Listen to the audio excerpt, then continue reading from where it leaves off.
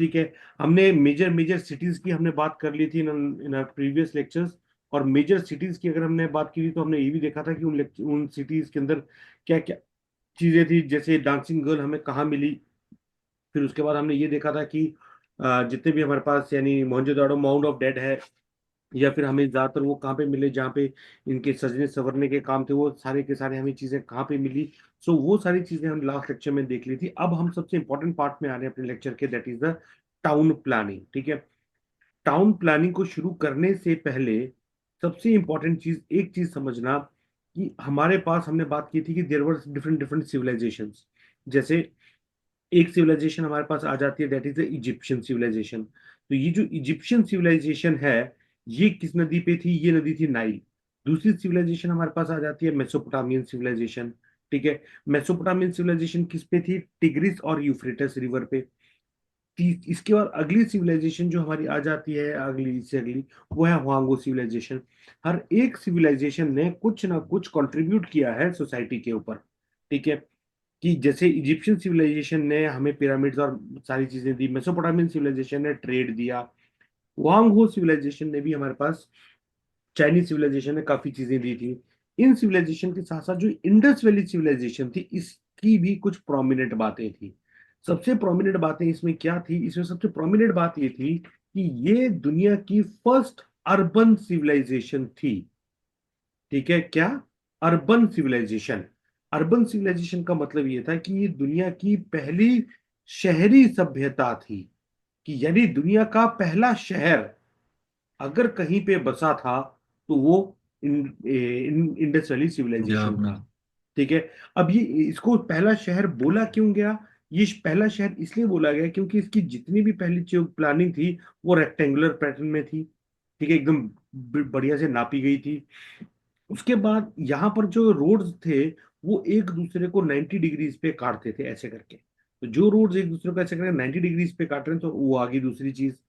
तीसरी चीज इनके अंदर क्या था कि यहाँ पर जो आर्किटेक्चर था इनका वो ये था कि एक पार्ट इनका ऊपर की तरफ उठा हुआ था, उसको ये कहते थे एज अ सिटाडेल। और एक पार्ट इनका नीचे था, उसको वो कहते थे ग्रेनरी। तो हमारे पास क्या आ गया? एक सिटाडेल आ गया और हमारे पास क्या आ गया? ग्रेनरी आ गया। तो ये दो इनका हमारे पास ये था। इसके बाद इनके जो घर थे वो सिंगल, मतलब इनके घर का जो मुहायना था वो मेन रोड की तरफ नहीं खुलता, दूसरी तरफ खुलता था। ठीक है। और इसके अलावा, इन सारी बातों के अलावा, यहाँ पे सबसे बड़ी बात क्या थी? जितनी भी नालियां हैं, इन नालियों को इन्होंने बहुत अच्छे तरीके से मैनेज किया था। ठीक है। इन नालियों को मैनेज किया था मतलब सीवरेज की जो नालियां थी, जो सीवेज की नालियां थी, उसको इन्होंने पूरे के पूरे को कवर किया होता है यहाँ पर। ठीक है। और जो बाकी दूसरी नॉर्मल नालियां थी वो भी एक दूसरे से जाती थी, यानी शहर से जितना भी गंद था वो सारा का सारा गंद ये अपने शहर से बाहर फेंक रहे थे। इसीलिए ये जो इंडस वैली सिविलाइजेशन है, ये वर्ल्ड की वन ऑफ द ओल्डेस्ट, या ये कह लो वर्ल्ड की फर्स्ट शहर जो कभी बसा, वो इंडस वैली सिविलाइजेशन में बसा। समझ गए? Yes sir. ठीक है। उसके बाद आगे चलूं तो यही पिक्टोरियली मैं आपको रिप्रेजेंट करके दे रहा हूं कि यहाँ पर आपको क्या हो गया कि सारी की सारी गलियां जितनी भी थी 90 डिग्रीज पे एक दूसरे से काट रही थी। ये भी 90 डिग्री से एक दूसरे से काट रही थी। यहाँ पे बहुत बड़ी बड़ी वॉल्स थी। इन्हीं वॉल्स के अंदर पूरा ये एंक्लोजर था, सिटाडेल था, और ये सारी चीजें। हाउसेस के आर्किटेक्चर की अगर मैं बात करूं तो ये हाउसेस के आर्किटेक्चर में क्या क्या चीजें आती थी? इनके आर्किटेक्चर में एक चीज आती थी, होम, पिलर्ड हॉल और पब्लिक बाथ। ठीक है। होम में इनके मटेरियल क्या चीज यूज हुआ करते थे? बेक्ड ब्रिक्स यूज होती थी। देखो मित्रों, ये छोटी छोटी चीजें हैं जिनको आपको याद रखना है। क्या? बेक्ड ब्रिक्स यूज होती थी, सेम साइज की ईंटें यूज हुआ करती थी, स्टोन्स भी इसमें कई बार यूज हुआ करते थे, और लकड़ी। तो अगर मैं आपसे पूछूं कि the material which was used in the making of the homes in the Indus valley civilization were, option अगर मैं दे दूं, baked brick, stones, wood and copper. ठीक है। तो उसमें से कॉपर जो है वो गलत है, बाकी तीन ऑप्शंस बिल्कुल सही है। उसके बाद आगे आ जाओ। ये इनके घर का कुछ स्ट्रक्चर था। तो इनके घर के स्ट्रक्चर की अगर मैं बात करूं तो घर का स्ट्रक्चर कैसे बन रहा है? Single floor, ground floor, first floor. इसके ऊपर इनका छत, गलियां इनकी ऐसे करके निकल रही हैं, एक दूसरे को गलियां काट रही हैं। ठीक है। उसके बाद ड्रेनेज इनका बहुत ही बढ़िया ड्रेनेज सिस्टम था। इनके अंदर वेल थे, यानी कुएं इन्होंने बनाए हुए थे, इन्होंने डैम बनाए हुए थे।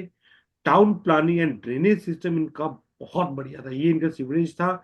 सीवेज का जो पाइप है, सॉरी वो मैंने पीछे उल्टा बोल दिया, ये इनकी ढकी हुई होती थी पीने की पानी की। ड्रेनेज की जो थी वो कुछ कुछ ऐसे करके इनकी चल रही थी। तो बोलने का मतलब ये है कि सेपरेट हुआ करता था पीने के पानी का सप्लाई, और इसकी पानी की सप्लाई दोनों की सेम हुआ करती थी। एग्जामिनेशन पॉइंट ऑफ व्यू से सबसे इंपॉर्टेंट चीज क्या है? मटेरियल। किस चीज का? सील्स का।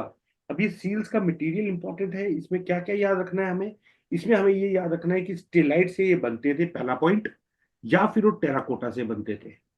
ठीक है। शेप कैसी होती थी? दो टाइप की इसकी शेप होती थी। इधर देवर रेक्टेंगुलर इन नेचर, या फिर वो रेक्टेंगुलर हुआ करते थे नेचर में। ठीक है। या फिर वो स्क्वेरिश हुआ करते थे। दो दो टाइप के इसके ये आगे। उनके अंदर डिजाइन क्या हुआ करता था? गॉड गॉडेस का डिजाइन था, पशुपति नाथ का डिजाइन था, हम्प्ड ऑक्स था, डांसिंग गर्ल हमें मिली, यूनिकॉर्न मिली, और मदर अर्थ मिली। यूज किस लिए किया जाता था? वो एक पास, एक टोकन हुआ करता था, और लेटर स्टेजेस में वो मनी बन के बाहर गया।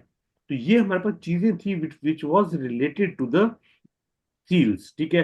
तो एक बार मैं फिर से आपको रिपीट कर देता हूं कि हमें क्या याद करना है? Material, shape, design and use. ठीक है। आ जाओ, अब ये जो हमारे पास आगे अगर हम देखें तो हमारे पास जो ये जो सील्स थी, ये सील्स हमारे पास किस किस टाइप की थी? मटेरियल हो गया, शेप हो गया, डिजाइन हो गया, और यूज हो गया।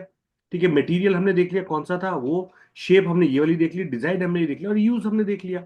उसके बाद अगर हम देखें तो यहां पर इस टाइप से स्क्वेरिश, ये आपके पास ऑक्स बुल आ गया कुछ, ठीक है, यूनिकॉर्न आ गया, एलिफेंट आ गया। अब अगर मैं सोसाइटी की मैं बात करता हूं तो सोसाइटी की बात में सबसे इंपॉर्टेंट चीज है, इसको हम ज्यादा तवज्जो नहीं दे सकते because we we are lacking the literary proof. ठीक है। तो उसकी वजह से हमारे पास कुछ है नहीं पता कि मिडिल क्लास क्या हुआ करती थी, हाई क्लास क्या हुआ करते सकती थी, हेड ऑफ द फैमिली कौन है। religious life, main god Pashupatinath. He was later known as related to the Shiva. Mother goddess, वहां पे seal depicting planting from womb of the woman, goddess of fertility, अर्थ को मानते थे। Animal and birds जो इनको known थे, humped ox, unicorn, snake and pigeons, fire altars मिली। तो इन चार चीजों को मिला के आप इनकी रिलीजियस लाइफ डिफाइन करोगे। किनके? Main God, mother goddess, animal and birds को, और आग को। इन चार को मिला के आप करोगे। इकोनॉमिक लाइफ कैसी थी? एनिमल के बाद कौन सा पॉइंट था? फायर ऑल्टार्स, जहां पे हवन कुंड। यस। ठीक है। अब उसके बाद इकोनॉमिक लाइफ की बात करो। इकोनॉमिक लाइफ की अगर मैं बात करता हूं तो हमारे पास क्या क्या? इंडस्ट्रीज और फॉरेन ट्रेड। इंडस्ट्रीज में कौन कौन सी इंडस्ट्रीज ये इनके पास थी यार? Cotton textile, brick making, beads, pottery, metal industry, shipping industry, dolls and toys industries, lipstick and jewellery industries. तो जैसे आर्यन बता रहे थे कि यार सर इनके शहर था, और शहर कैसे था कि यहाँ पर ट्रेड हुआ करता था, तो you should have mention this thing कि सर उनके यहाँ पर शहरों में इंडस्ट्रीज थी, brick making industry, beads factory. समझ रहे हो आर्यन? Yes sir. तब जाके आपका पूरा का पूरा इंडस्ट्री का टॉपिक होगा। ठीक है। उसके बाद इनका ट्रेड था किसके साथ? ईरान। वहां से हमें एक पत्थर मिला, उस पत्थर को कहते हैं लेपिस लसोली। ठीक है। गोल्ड की इनकी माइन थी, कोलार गोल्ड माइन कर्नाटका में, सिल्वर अफगानिस्तान से, टिन अफगानिस्तान से, कॉपर खेतड़ी माइन से आती थी। ठीक है। एग्रीकल्चर की अगर हम बात करते हैं तो इनमें वीट मैक्सिमम करते थे, barley, oil seeds and pulses भी यूज किया करते थे। कमर्शियल क्रॉप्स में सिल्क, इंडिगो और कॉटन, और एनिमल हस्बेंड्री में इन चीजों को यूज किया करते थे। ठीक है। इसमें याद रखना एक चीज मिसिंग है, वो है horse. Horse was domesticated by Aryans. ठीक है। इंडस वैली सिविलाइजेशन की जो स्क्रिप्ट है, उस स्क्रिप्ट को हम कहते हैं एज अ बोस्ट्रोफेदन। ठीक है। पिक्टोरियल ये है, बट इसको हम आज तक डिसाइफर नहीं कर पाए हैं, ये कहना क्या चाहते हैं। So it has never been deciphered. अब इसके बाद इसकी ज्यादातर मोस्ट हिस्टोरियंस मतलब क्या मानते हैं? प्रोटो ऑस्ट्रेलियाइड टाइप ऑफ लोग थे ये।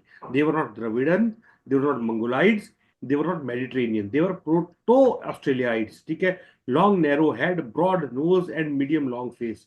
तो कहीं ना कहीं इस प्रजाति के, इस रेस के ये इंडस वैली सिविलाइजेशन थे। इसके बाद चारों तरफ कौन कौन सी सिविलाइजेशन थी? We have discussed this thing. अब यहाँ पर इंडस वैली सिविलाइजेशन को अगर हम देखें तो हमने देखा कि एक इंडस वैली सिविलाइजेशन हमारे पास एक बहुत फलती फूलती सी सिविलाइजेशन है। सब कुछ यहाँ पे बढ़िया चल रहा था, सब कुछ ठीक था। लेकिन there was one thing missing in this Indus valley civilization. एक चीज मिसिंग थी। फटाफट बता दो क्या चीज मिसिंग थी। हाँ जी। Sir army defence. इनका वही, वेरी गुड, इसके अंदर हमारे पास हथियार, वेपन्स नहीं मिले। ठीक है, कोई हमें वेपन नहीं मिला, कोई हमें आर्मी का नहीं मिला। ठीक है। यही दो चीजें थी जो इंडस वैली सिविलाइजेशन में बहुत चौंकाने वाली थी। अब इन दोनों की वजह से जब ये दोनों हमें इंडस वैली सिविलाइजेशन में नहीं मिली, तो हमें शक हुआ कि यार ये इन चीजों का इसको क्या खामियाजा भुगतना पड़ा। इसका खामियाजा इंडस वैली सिविलाइजेशन को ये भुगतना आर्यंस। पड़ा पड़ा कि जो इंडस वैली सिविलाइजेशन के लोग थे, all of a sudden they started disappearing. यानी अगर मैं बात करता हूँ, वी टॉक्ड अबाउट दिस कि 2500, यानी 2500 बीसी में ये शुरू हुए थे और तकरीबन तकरीबन 1500 बीसी तक आते आते इंडस वैली सिविलाइजेशन के लोग जो थे वो खत्म हो गए थे। ठीक है। अब इसके पीछे खत्म होने के पीछे रीजन क्या था? कुछ ये कहते थे कि there might be some kind of महामारी फैली हो। कुछ लोग ये कहते थे कि महामारी नहीं, रास्ता टेक्टोनिक अपलिफ्टमेंट हुई हो। कुछ लोग ये कहते थे कि टेक्टोनिक अपलिफ्टमेंट नहीं आर्यन इन्वेजन हो गई। हो सकता। हाँ। और इन्हीं सारे अटकलों के बीच में एक चीज सबसे ज्यादा इंपॉर्टेंट आ जाती है, दैट इज आर्यंस। ठीक है। तो आर्यंस के आने का कहानी यहां से शुरू होती है from 1500। Exact date is somewhere around 1750, but we are taking it as a 1500। तो यानी अब 1500 to somewhere around down the line 500 BC हमारे पास आर्यंस रहे हैं for like, you can say 500 इस साइड और 500 इस साइड ईयर्स। तो अभी सीक्वेंस क्या बना? हमारे पास सबसे पहले आईवीसी आई। आईवीसी बिल्कुल फलती फूलती सिविलाइजेशन थी। आईवीसी खत्म हुई तो अगली सिविलाइजेशन हमारे पास कौन सी आई? आर्यंस। आर्यंस। ठीक है। अब हम अपने बाकी के लेक्चर्स में, अगले कुछ लेक्चर्स में हम आर्यंस की बात करेंगे कि आर्यंस कैसे थे और कैसे आए और कैसे नहीं आए। समझ गए? ठीक यस है। सर। अब यहां पर अगर हम देखें तो हमारे पास इंडस वैली सिविलाइजेशन टॉपिक खत्म हो गया। तो इंडस वैली सिविलाइजेशन में जस्ट फॉर द रिव्यू मैं यही कह रहा हूँ कि सबसे पहले हमने ये देखा कि इंडस वैली सिविलाइजेशन पनपी कैसे, उसके कंटेम्प्रेरी सिविलाइजेशंस कौन सी थी, और उस सिविलाइजेशन में कौन कौन से शहर थे, किस शहर में सबसे ज्यादा डेवलपमेंट हुई, कैसे डेवलपमेंट हुई, धौलावीरा क्या है जो वहाँ पे डैम मिला, जैसे लोथल क्या है जहाँ पे हमें पोर्ट सिटी मिली, जैसे वैसे ही हमारे पास अलग अलग शहरों की बात आई। ठीक है। फिर इनका रिलीजन क्या था, इकोनॉमी क्या थी, उसके ऊपर हमने बात की। तो इसकी एक्सटेंशन थ्योरीज में क्या आ गया, वही मैंने बात की कि कई ये कहते हैं कि आर्यन इन्वेजन, कई फ्लड कहते हैं, कई रिवर कोर्स कहते हैं, कई एपिडेमिक कहते हैं, कई फेमाइन कहते हैं और कई क्लाइमेट चेंज कहते हैं। तो कुछ कुछ लोग अपने अपने हिसाब से इसमें बात करते रहते हैं कि आर्यन जो थे वो शायद ऐसे नहीं तो ऐसे, नहीं तो ऐसे हुए होंगे। ठीक है। Just for the sake of the knowledge मैं ये पूछना चाह रहा हूँ, ये क्या है, इसको क्या कहते हैं? ये एनीवन इन द क्लास? हाँ जी। इसको क्या कहते हैं ये?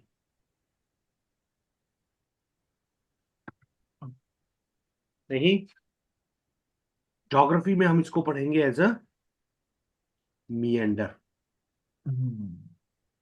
ठीक है। नदी यहां से आ रही थी पहले, ऐसे करके नदी आ रही थी ऐसे। ठीक है। लेकिन नदी ने फिर नया रास्ता बना दिया, ये पीछे रह गई लेक ऐसे। इसको क्या कहते हैं हम?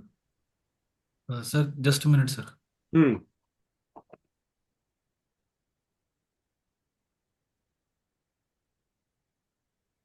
नहीं, ऑक्सबो लेक।